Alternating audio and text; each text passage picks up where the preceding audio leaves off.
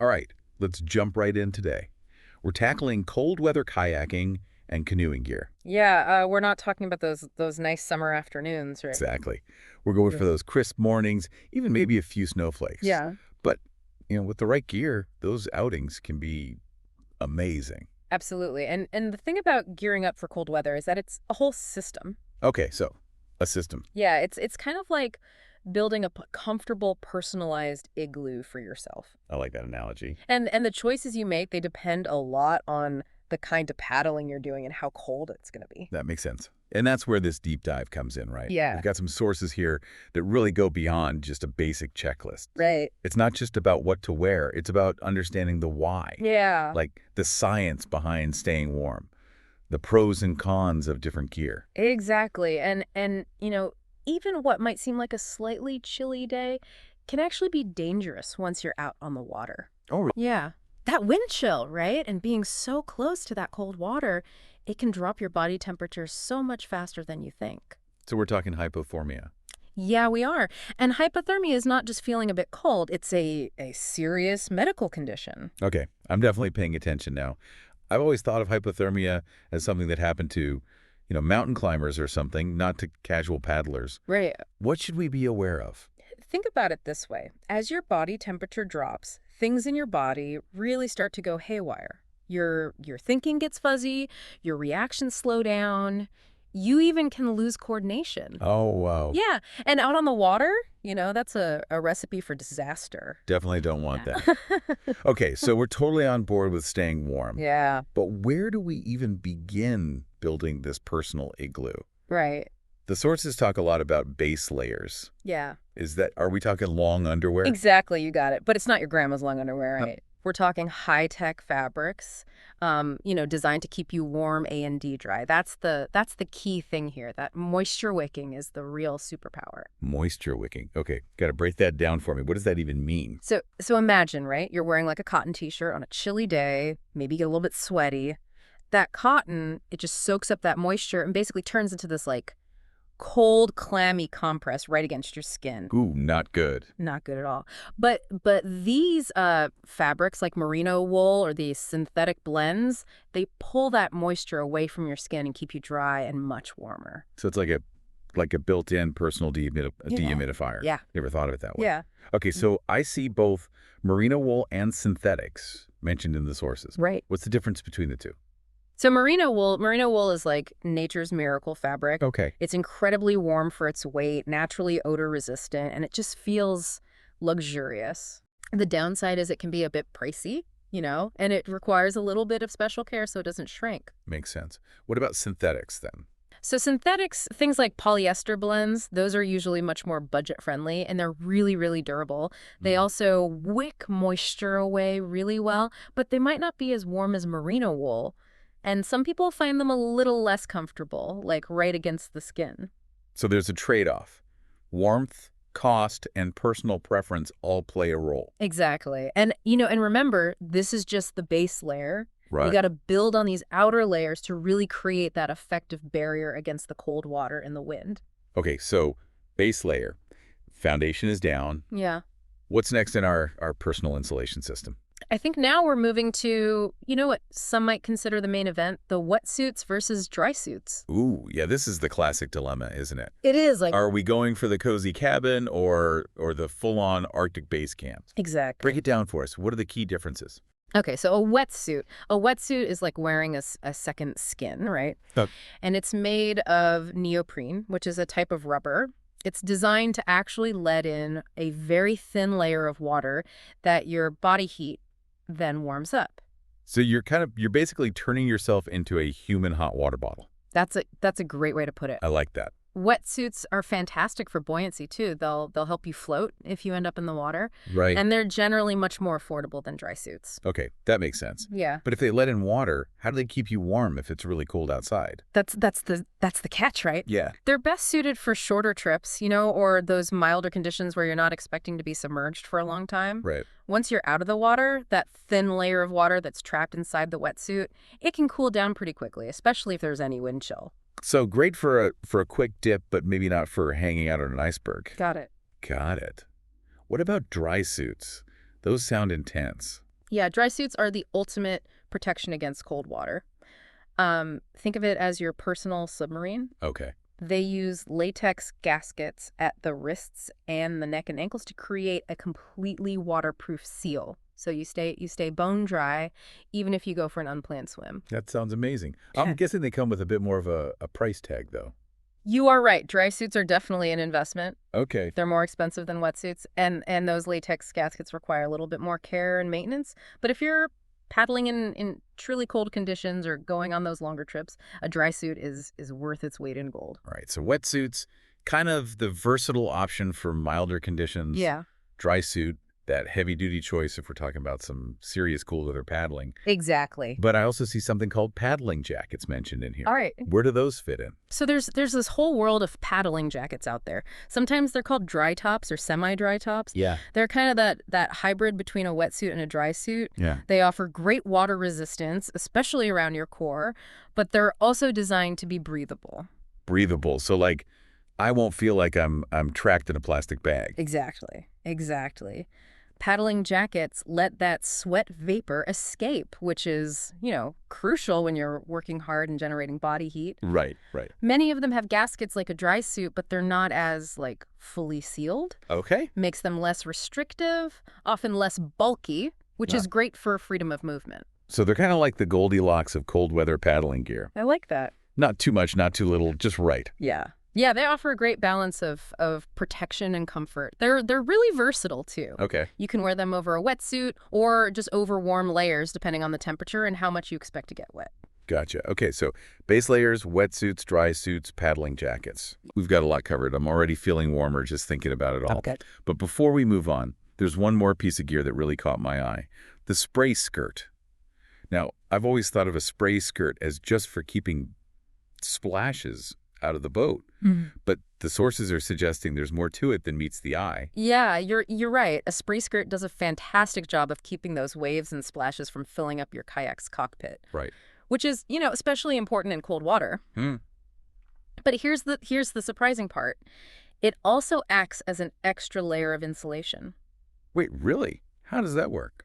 by sealing the cockpit, right?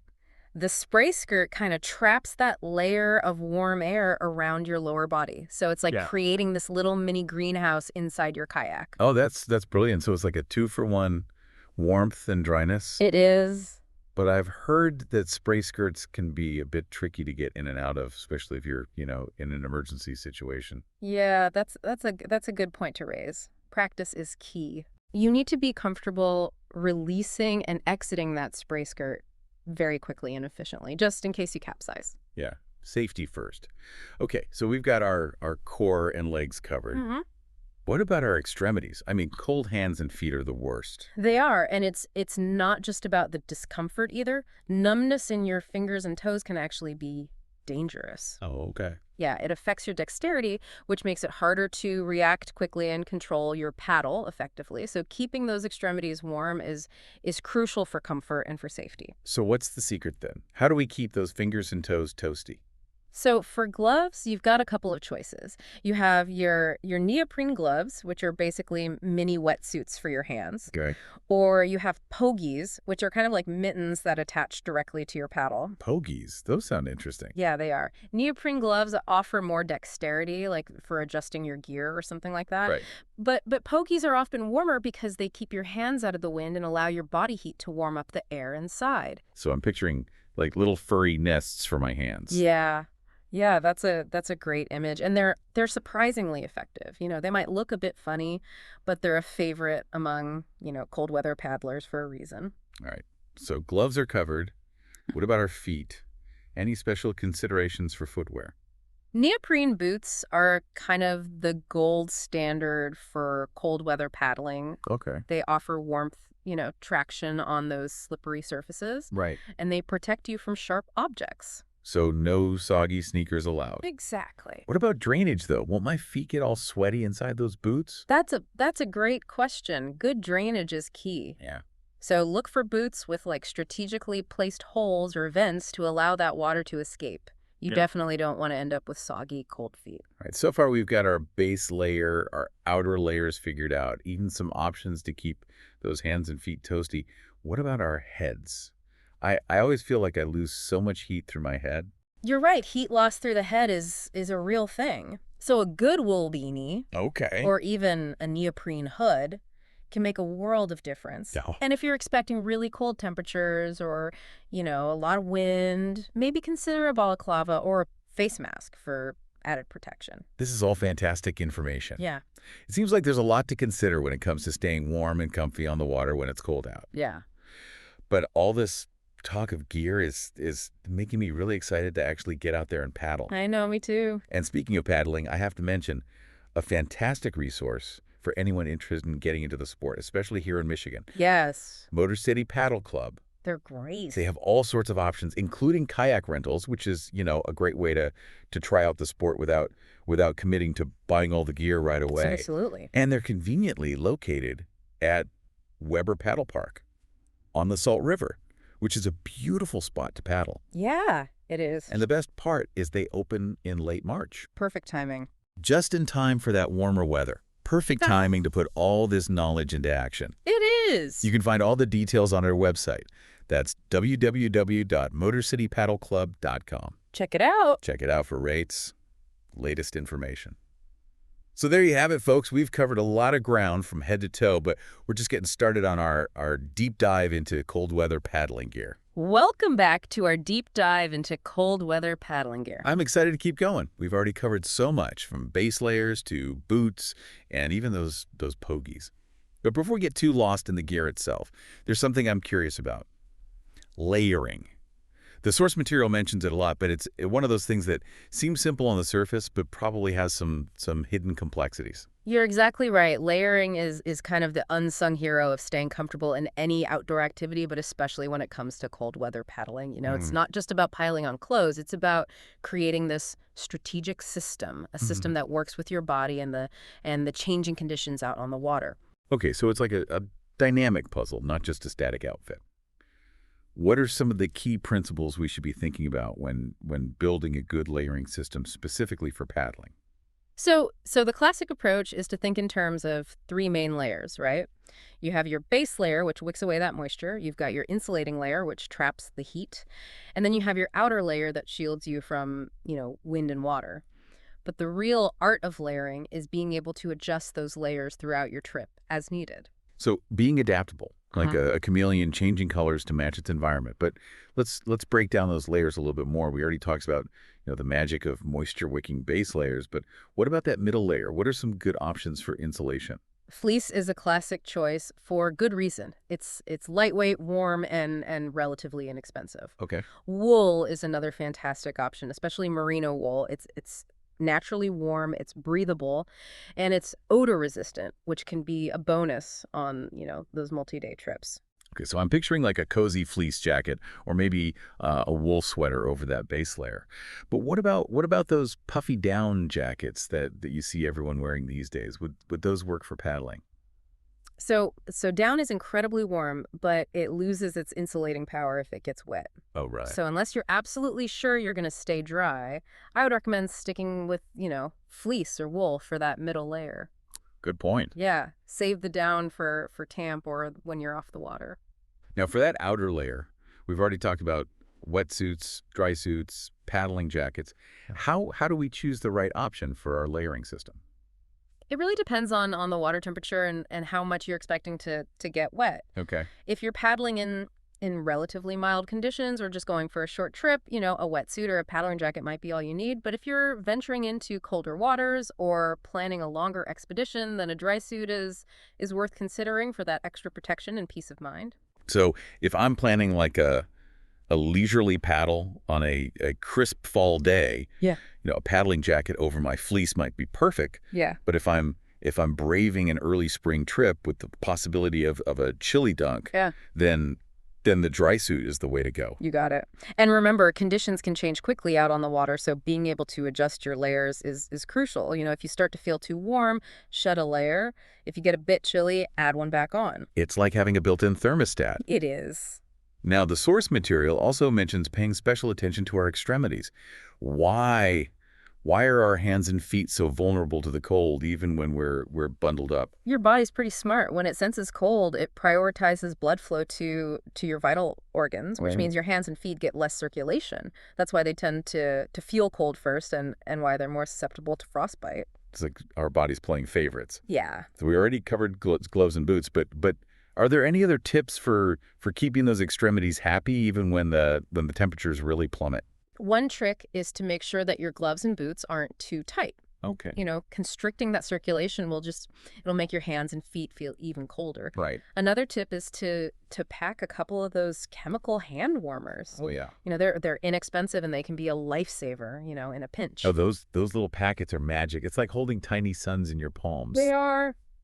But what about headwear? I always heard we lose a lot of heat through our heads. Is there any truth to that? There's some debate about exactly how much heat we lose through our heads. Okay. But the bottom line is keeping your head warm is essential for overall comfort and warmth regulation. Right. So a good wool beanie or a fleece headband or even a neoprene hood can make a huge difference. So no excuses for going bareheaded, even if you think you look cool. Right.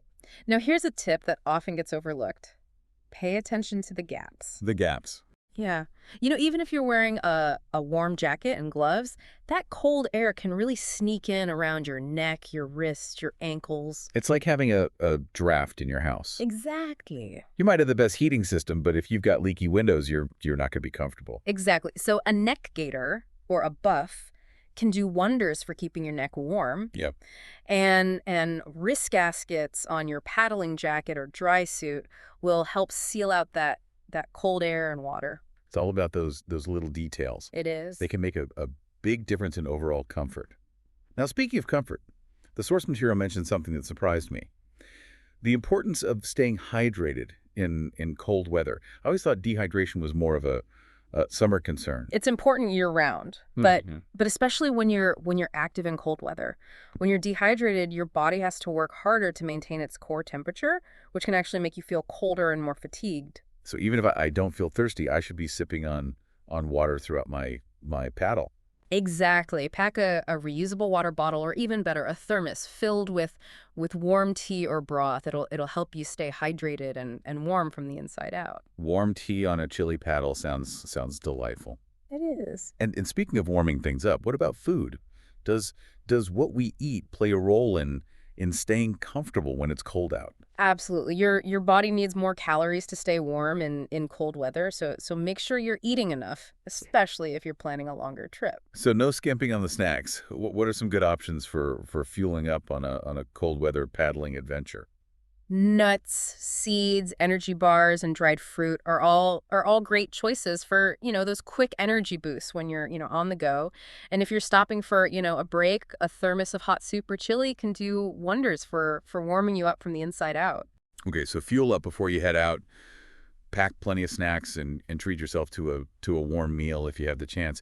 It seems like there's so much to consider beyond just the gear itself. It's like a whole body approach to staying warm and comfortable on the water. You're exactly right. It's about understanding how your body works, how to fuel it properly, Hmm. and how to create a layering system that works with your individual needs and the ever-changing conditions out on the water. And speaking of individual needs, let's talk about overnight trips. Mhm. I imagine the gear considerations get even more complex when you're sleeping out in the cold. You're absolutely right. Choosing the right sleeping bag and sleeping pad is crucial for staying warm and comfortable throughout the night. Okay, so let's start with sleeping bags. What should we be looking for in a bag designed for cold weather camping? The most important factor is the temperature rating. Sleeping bags are rated for specific temperature ranges. So you'll want to choose a bag that's rated for the coldest temperatures you expect to encounter. A good rule of thumb is to choose a bag that's rated, 10 degrees colder than the lowest temperature you anticipate. So if I'm planning a trip where it might dip down to 30 degrees at night, I'd want a bag rated for 20 degrees. Exactly. It's always better to err on the side of warmth. You can always unzip your bag a bit if you get too hot, but if your bag isn't long enough, you're going to have a miserable night. That makes sense. Now, what about those sleeping pads? I know they provide cushioning, but do they play a role in warmth as well? Absolutely. A sleeping pad provides crucial insulation between your body and the cold ground. That's why you want a pad with a good R value, which measures its thermal resistance. Okay. The higher the R value, the better the insulation. So it's kind of like choosing insulation for your house, right? Yeah. You want something that will keep that heat in and the cold out. Exactly. And just like with sleeping bags, it's better to err on the side of caution and choose a pad with a higher R value than you think you might need. Okay, so we've covered the basics of choosing a sleeping bag and pad for cold weather camping. Are there any other gear considerations for overnight trips?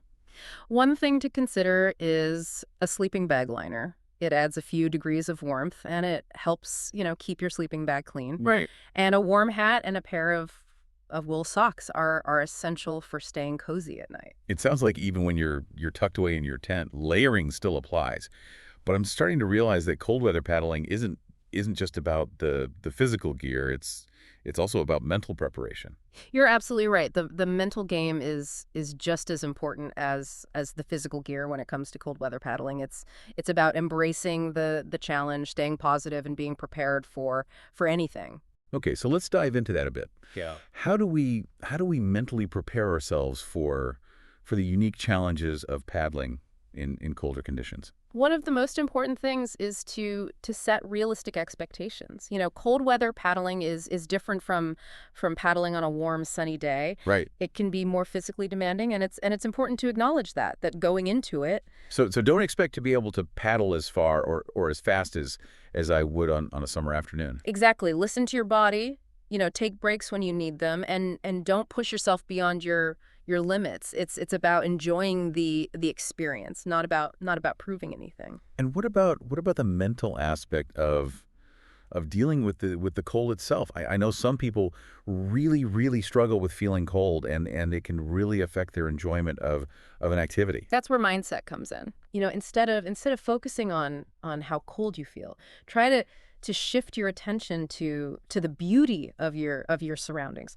the crisp air, the stillness of the water, the unique wildlife you might encounter in the colder months. So it's about finding joy in the experience even when it's challenging. Exactly. Embrace the challenge, appreciate the beauty, and remember why you're out there in the first place. I love that, and I think it's a great reminder for all of us, whether we're paddling in cold weather or facing any kind of challenge in life. Yeah. It's about finding the positive, focusing on the good, and remembering why we do the things we do. Yeah. But what if the conditions take a turn for the worse? How do we stay mentally strong when things get tough? That's where preparation comes in.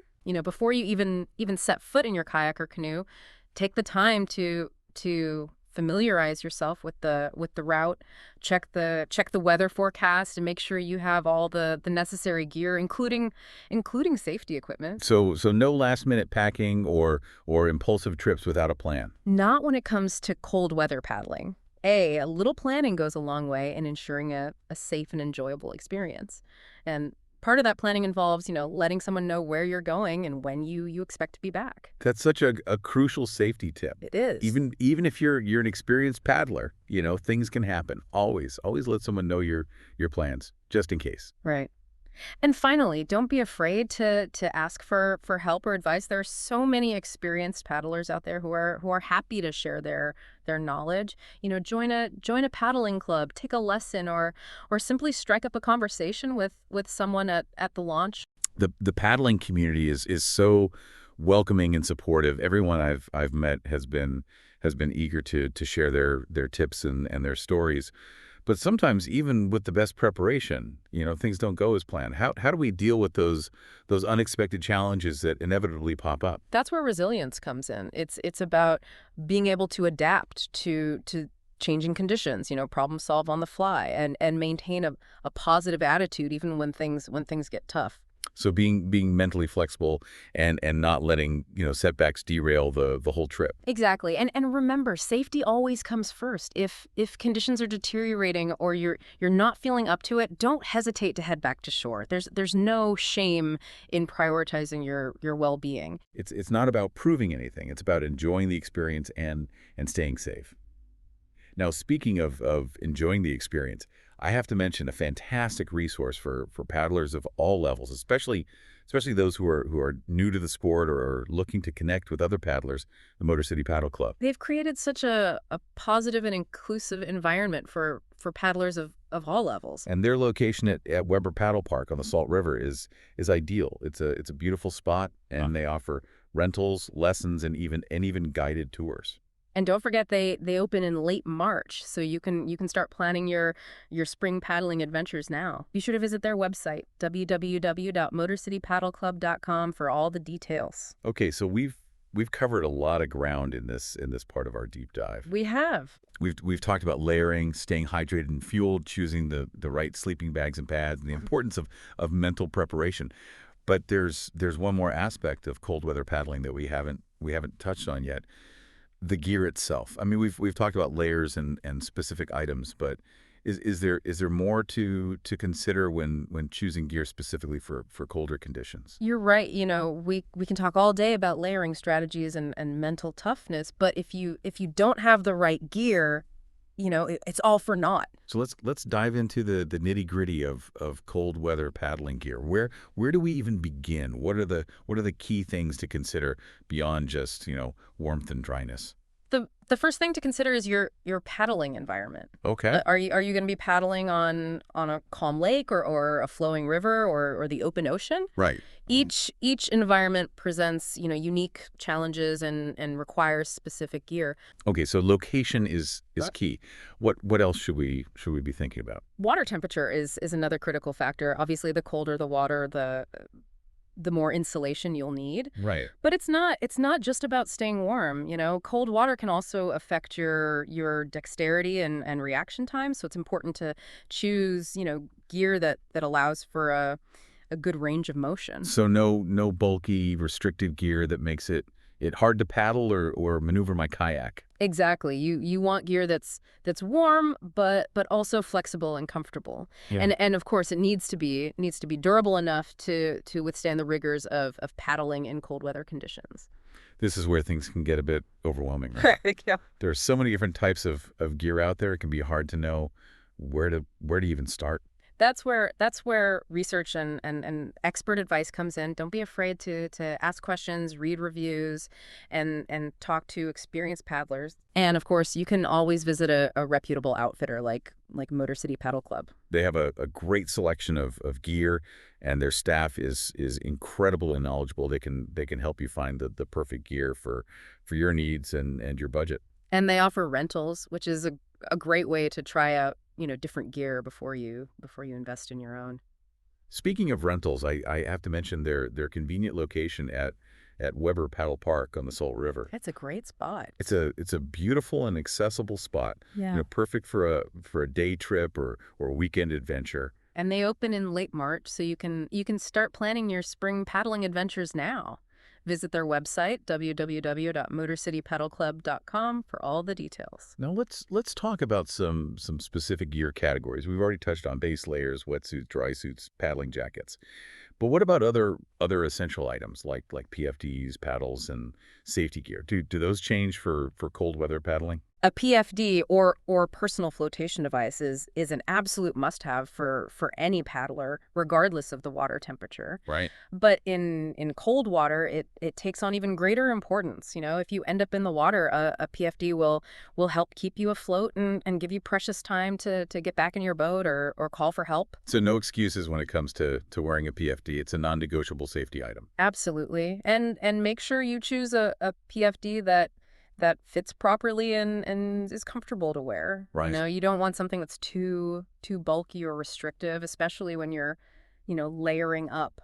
And what about paddles? Are there specific types of paddles that are better suited for cold weather paddling? You'll want a paddle that's lightweight and efficient, especially if you're paddling longer distances or in challenging Oh, conditions. I And consider a paddle with a larger blades surface area as this will help you generate more power with each stroke. so no flimsy lightweight paddles that might break under pressure. Exactly. You want a paddle that's strong and reliable, but also comfortable to hold for extended periods. And don't forget about gloves. Your hands will thank you. Good point. We Mhm. we talked about gloves earlier, but it's worth reiterating that they're essential for keeping your hands, warm and functional in cold weather. And speaking of functionality, what about safety gear? Are there any specific items we should be carrying in cold water that we might not, need in warmer months?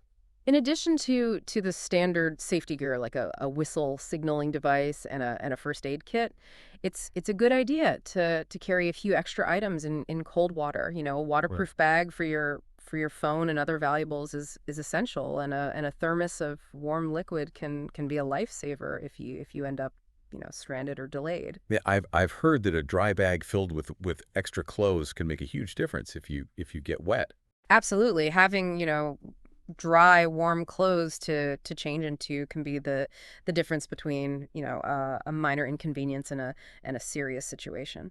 So pad for the worst, but hope for the best. Yeah. And don't underestimate the power of a little bit of extra preparation. It can make all the difference in ensuring a safe and enjoyable cold weather paddling adventure. You're absolutely right. And remember, knowledge is power. The more you learn about cold weather paddling, the better prepared you'll be to handle the challenges and embrace the rewards. And speaking of knowledge and resources, I have to give another shout out to Motor City Paddle Club. They offer a wealth of information on their website, www.motorcitypaddleclub.com, including tips for cold weather paddling, gear recommendations and details about their upcoming events and programs. They're a fantastic resource for paddlers of all levels. Their location at Weber Paddle Park on the Salt River is beautiful and accessible, and their staff is incredibly knowledgeable and passionate about paddling. They're truly a gem in the Michigan paddling community. And they open in late March, so you can start planning your spring paddling adventures now. Well, folks, we've covered a lot of ground in this deep dive into cold weather paddling gear. We have. We've talked about layering strategies, mental preparation, essential safety gear, and the importance of choosing the right gear for your needs and your environment. And we've highlighted the incredible resources available through Motor City Paddle Club, a true advocate for paddling in Michigan. But I think there's one more crucial piece of the puzzle that we need to explore, the experience itself. What is it about cold weather paddling that draws people in? What are the unique rewards and challenges of venturing out on the water when the temperatures drop? That's a great question. I think for many people, cold weather paddling offers a sense of peace and solitude that's hard to find elsewhere. The water is often calmer, the crowds are thinner, and there's a sense of stillness and tranquility in the air. So it's a chance to escape the hustle and bustle of everyday life and really connect with nature on a deeper level. Exactly. And the cold itself can be, invigorating. It awakens the senses, sharpens the mind, and challenges you to push your limits. I've heard some paddlers describe it as almost meditative. Yeah. The cold forces you to be present in the moment, to focus on your breath and to appreciate the simple beauty of your surroundings. That's a beautiful way to put it. And there's also a sense of accomplishment that comes with paddling in cold weather. Yeah. It's not easy, but it's incredibly rewarding. It's like conquering a personal challenge, proving to yourself that you're capable of more than you thought possible. Right. And the memories you create on those cold weather paddles are often the ones that stay with you the longest. The crisp air, the frosted trees, the silence of the water, the wildlife you encounter. These are the moments that make cold weather paddling so special. It's about embracing the challenge, appreciating the beauty, and creating memories that will last a lifetime. And I think that's a perfect note to end on for for this part of our deep dive. I agree. We've covered a lot of ground, but there's always more to explore. We'll be back soon to delve even deeper into the world of cold weather paddling. Until then, stay warm, stay curious, and keep those paddles moving. And don't forget to visit Motor City Paddle Club's website, www.motorcitypaddleclub.com, for all your paddling needs. They open in late March, and their location at Weber Paddle Park on the Salt River is a true paddler's paradise. Welcome back to the Deep Dive. We spent the last 2 parts talking about all the gear and preparation needed for cold weather kayaking and canoeing, but honestly, I'm feeling a bit inspired. It's got me thinking about what it actually feels like to be out there on the water when it's crisp and quiet, and the landscape looks totally different. Yeah, it's easy to get caught up in all the technical details, Right. but the experience itself is what it's all about. Imagine, right, paddling through a misty morning, the sunlight's kind of filtering through those frost-covered trees, and the only sounds are the gentle drip of water from your paddle and maybe a distant bird call. It's truly magical. Yeah, you're making me want to grab a kayak and head out right now. It's But speaking of heading out, there's one aspect of cold weather paddling we haven't touched on yet. Yeah. Respecting the environment. Mhm. It's something we should be thinking about in any season. But I imagine there are specific considerations when it comes to colder conditions. You're absolutely right. Colder temperatures and the presence of ice can make ecosystems much more fragile and vulnerable. So it's even more important to be mindful of our impact and to practice, leave no trace principles. Okay, so let's break that down a bit. What are some practical ways we can be, responsible cold weather paddlers? First and foremost, always check those local regulations and guidelines. Right. Some areas might have restrictions on paddling during certain times of year or in specific locations to protect, sensitive habitats. So it's like doing our homework before we set out on an adventure, right? We need to know the rules of the game before we step onto the playing field. Exactly. And just like in warmer months, packing out everything we pack in is crucial. But in colder weather, biodegradable waste can take much longer to decompose. So it's even more important to leave no trace behind. That makes sense. And what about wildlife? Are there any special considerations for interacting with animals in the colder months? Wildlife is often conserving energy and more vulnerable during the winter. Right. So it's essential to keep a safe distance, avoid, disturbing their habitats and just be extra quiet and observant. Remember, we're visitors in their home. It's like we're sneaking a peek into a different world, and we want to do so with respect and minimal disruption. Mm. Now, speaking of cold weather conditions, the one thing that comes to mind immediately is ice. Yeah. How do we assess ice conditions and know when it's safe to paddle? Ice is a serious hazard, and it's important to never underestimate its power. Early in the season or during thaws, ice can form along shorelines or even create thin sheets across the water. It might look solid, but it can be incredibly dangerous.